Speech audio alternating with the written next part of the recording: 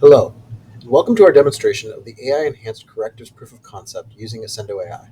Today we'll show you how this tool can enhance service order analysis. First, let's see how the AI summarizes technicians' actions across all service orders for a specific damage code.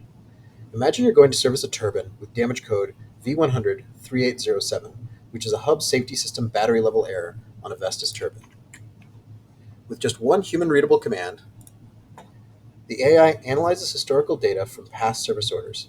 It understands the context and pulls out a summary of all actions taken by technicians in dealing with this error. Initially, we get a table of the most relevant service orders, which we use to generate the result. These can be curated by subject matter experts to improve the system's answers, weighting better solutions more heavily in future responses. Here you can see the system generating a concise report highlighting common procedures, troubleshooting steps taken, and solutions implemented for this damage code. Now let's focus on how the AI ranks the most common materials used in these repairs. The AI not only retrieves the material data, but also ranks it according to frequency of use, giving the technician insights into what they should plan to have on hand to complete the repair. This is how AI makes correctives smarter and more efficient. Thank you for watching.